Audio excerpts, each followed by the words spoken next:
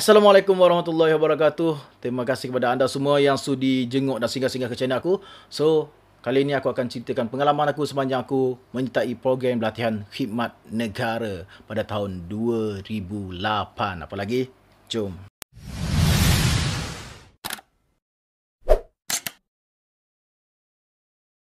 Okey, pengalaman aku bermula pada tahun 2007 di mana pada satu pagi tu cikgu panggil untuk perhimpunan pagi macam biasa, macam korang semua. Perhimpunan pagi sekolah. Jadi pagi tu kita orang dah datang sekolah macam biasa. Aku, kawan-kawan aku naik motor kan waktu tu. Jadi bila sampai ke sekolah, cikgu telah bagi tahu hari ni akan diumumkan senarai nama pelajar-pelajar sekolah yang akan menyertai program latihan khidmat negara selama 3 bulan. Okey, bukan 3 tahun 3 bulan sahaja. Pada aku pendek lah, 3 bulan tu sekejap je. Berjalan celek dah habis. Okey. So, apabila nama disebut seorang aku tengok muka seorang-seorang. Yang perempuan ada yang muka sedih, ada muka merah, ada muka takut menanti namanya. Ada apabila nama disebut menangis pun ada. Cikgu tak nak pergi, cikgu. Macam-macam reaksi aku tengok. Ada juga lelaki yang muka cuak. Ada yang cuak, macam mana? Terlalu cuak orang Terengganu panggil. Muka debor. Okey, muka debor macam mana aku nak pergi ni? Aku takut ni, kan? So, itu masing-masing reaksi muka memang berbeza. So, Kenapa jadi macam tu? Sebab ada beberapa isu yang menjadi besar atau tular waktu tu. YouTube mungkin taklah sepopular sekarang. Ataupun Facebook mungkin tak ada lagi waktu tu. Mungkin ada pun Friendster lah. Friendster pun mungkin masa tu orang dah tak tengok sangat. Kampung chat lah kalau tengok pun. So, apa isu yang dimainkan waktu tu adalah apabila pergi ke program latihan khidmat negara ni, sebenarnya satu paksaan. Jadi orang nak pergi, kita nak pergi, terpaksa pergi. Jadi itu salah satu sebab dia. Sebab orang bila dah nama disebut tak boleh nak tolak tanpa ada asas yang kukuh untuk membolehkan dia dikecualikan menyertai program latihan khidmat negara. Okey, kalau contohnya orang nak dikecualikan, contoh sambung belajar ataupun masalah kesihatan, itu mungkin boleh dikecualikan lah. Tapi kebanyakannya memang susah untuk tolak sebab diwajibkan kepada mereka yang telah pun terpilih. So itu salah satu sebab dia. Yang kedua, ada yang memainkan isu masalah sosial pelajar ataupun remaja. Apabila pergi ke program latihan khidmat negara ni, katanya pergaulan terlalu bebas sehingga masalah sosial berlaku di kalangan anak-anak ataupun peserta-peserta program latihan khidmat negara. Yang seterusnya, masalah yang bagi pada segi agama, solat, sembahyang lah. Kalau orang Islam ni sembahyang lah, dan agama jadi masalah sebab tidak dijaga. Itu antara isu yang dimainkan. Lebih teruk lagi adalah masalah kes buli, pukul lah. Orang Terengganu panggil gocoh. Okay? Kes buli yang kata berleluasa, ada yang sampai pergi hospital lah. Ni ura-ura cerita. So, ada yang benar, ada yang tidak benar. Tapi berita ni telah digembar-gemburkan oleh ramai, terutama orang-orang yang tak pernah pergi pun, menceritakan benda-benda yang mungkin dia rasa, oh ini cerita benar. Mungkin cerita ni ditokok tambah daripada orang lain. Jadi cerita tu lebih makin hari makin besar dan semua orang pandang program latihan khidmat negara ni hanyalah negatif. So, antara isu yang dimainkan, dia selain kes buli, kes resis ataupun perkauman lah, masalah perkauman yang sangat teruk sepanjang program latihan khidmat negara. Masalah patut mulut aku. Okey. So, program latihan khidmat negara ni selalunya dipandang negatif oleh masyarakat satu ketika dahulu, sehinggakan tampuk pemerintahan negara telah pun diambil alih selama 22 bulan oleh Pakatan Harapan, dan Menteri paling muda YB Syed Saddiq telah pun maklumkan berkenaan dua program yang dipraktikkan oleh kerajaan lepas, iaitu PLKN dan juga BTN, Pusat Latihan Khidmat Negara, dan juga Biro Tata Negara. pada mesyuarat kabinet yang lepas, dua mesyuarat kabinet yang lepas, ia telah pun diputuskan bahawa BTN akan dimansuhkan. Ia akan dimansuhkan, dan pada masa yang sama PLKN juga akan dimansuhkan. So tidak adalah lagi orang yang nak merasa program latihan khidmat negara ni. Aku waktu itu aku ingat lagi, aku sebenarnya secara jujurnya aku memang menanti nama aku disebut untuk menyertai program latihan khidmat negara ni. So apabila nama aku disebut oleh cikgu waktu tu, aku syukur, gembira lah sebab nama aku disebut. Waktu tu orang keliling aku, dia bu aku. Aku okay, tak ada apa. Sebab pada aku, dalam hati aku sangat gembira, syukur. Aku tu, Allah, aku terpilih pula. Aku terpilih. Pada aku, okey, tak ada masalah. Aku memang nak pergi ke program latihan khidmat negara ni. So, akhirnya impian aku tercapai. Okay, so dipendekkan cerita pada tahun 2008. Okay, aku telah pun, awal tahun 2008 tak silap waktu tu aku telah pun terima satu surat daripada JLKN ataupun yang menguruskan program latihan khidmat negara ni. So aku dipanggil untuk menyertai program itu, program latihan khidmat negara ni di kem Kampung Penuh Pekan Pahang. Di kem Kampung Penuh Pekan Pahang. Tapi malangnya agak kecewa lah sebab aku terpaksa memohon penangguhan penyertaan program latihan khidmat negara tu waktu 2008 sebab aku waktu tu main sukan untuk Sukma Terengganu 2008, Sukma ke-12 Terengganu 2008. Layan lagu Sukma sikit. Sukma 12 Terengganu 2008, legacy berterusan jika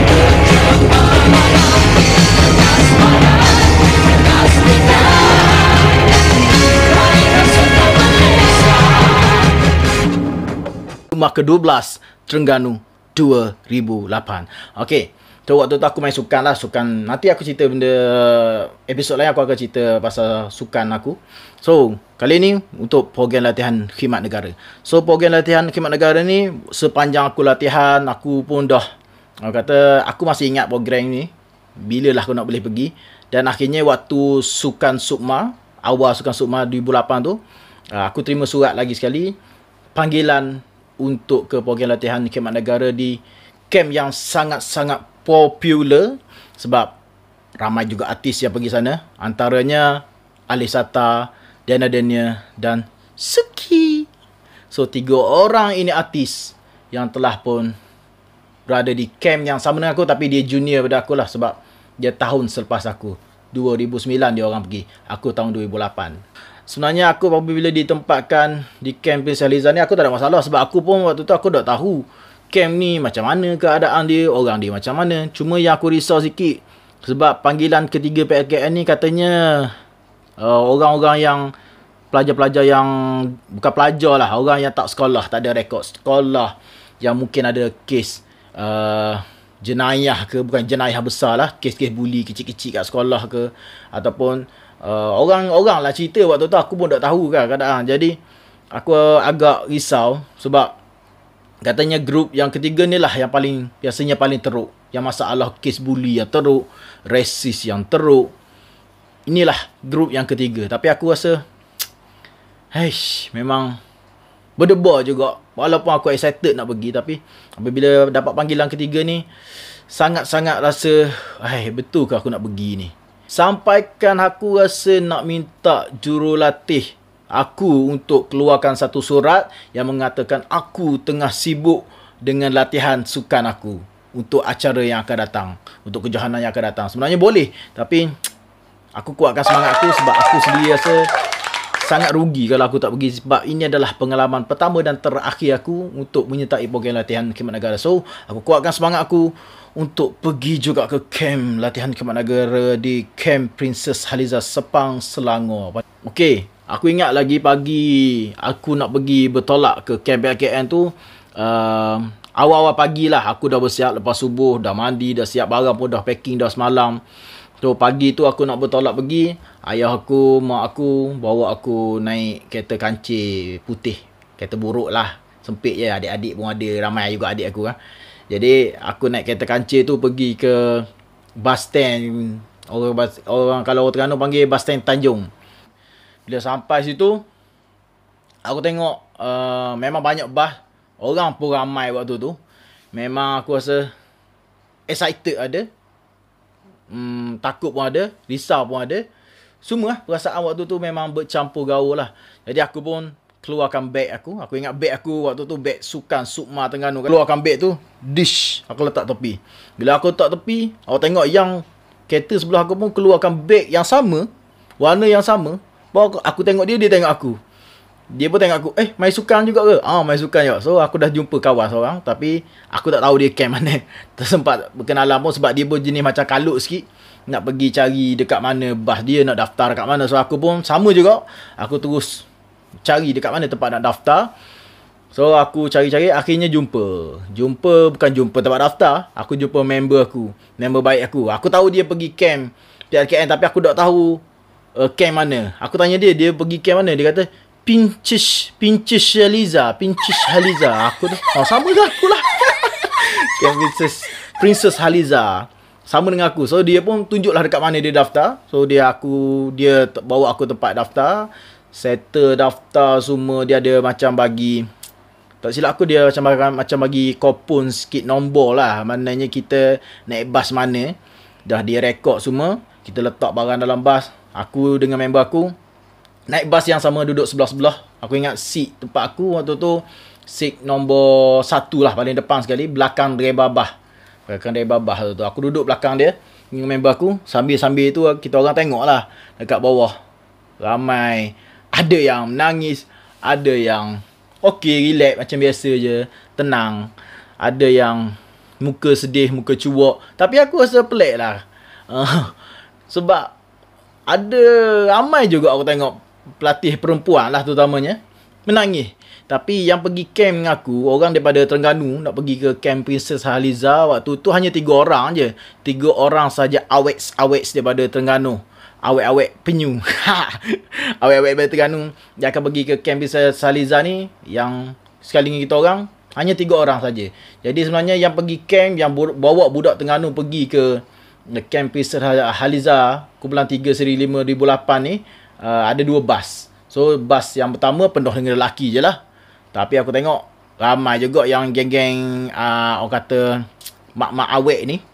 Mentang-mentang ada bas tu, ada 3 orang awet, pakai nak pergi bas tu.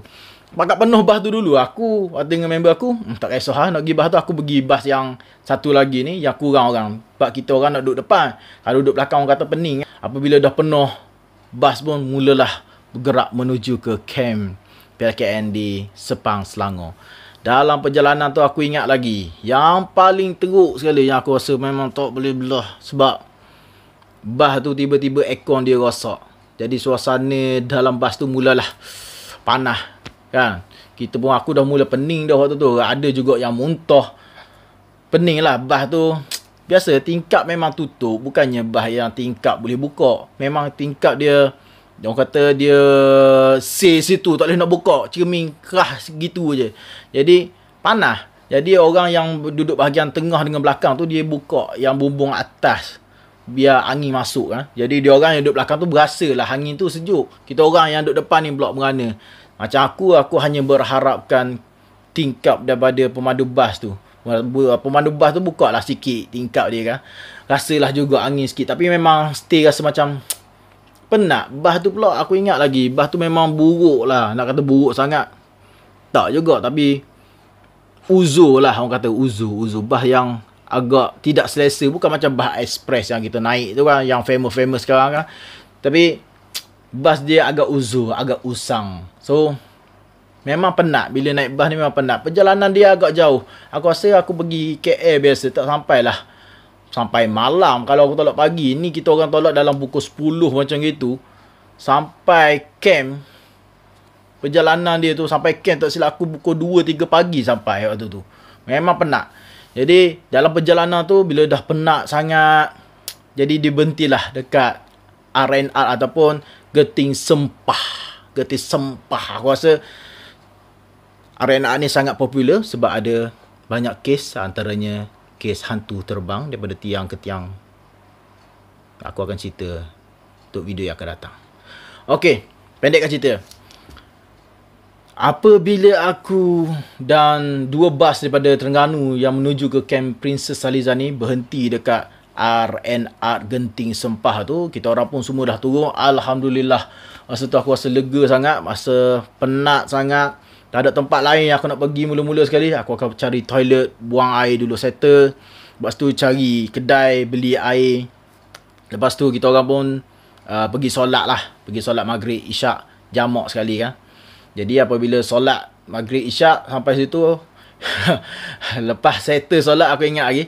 Waktu tu kita pun tunggu orang lain yang masih solat, ada yang pergi tandas, ada yang tengah makan. So kita orang berkumpul dekat satu tempat. Waktu tu lah kita orang mula berkenal-kenalan dengan sikit-sikit kawan-kawan. Akulah dengan member-member tengah duk sembang-sembang. Aku ingat waktu tu TV tunjuk iklan PLKN.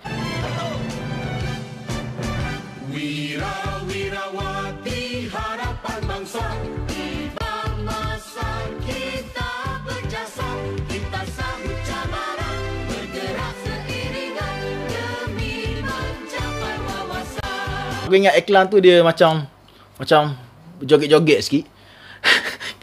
Kita orang masa tu aku tengok Mumu tengok aku, kata gitu. Aku tengok Mumu tengok aku lah tu. Masing-masing tersengih. Member aku kata, gitu kamu kayak gini.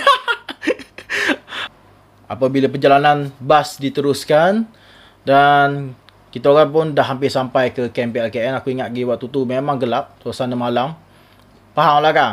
Dekat ladang kelapa sawit Sungai Pelik, Selangor, Sepang Selangor. So kita orang dah sampai masuk dekat kawasan tu. Suasana memang gelap, sunyi, kereta pun tak ada. Tak nampak kereta waktu tu kata.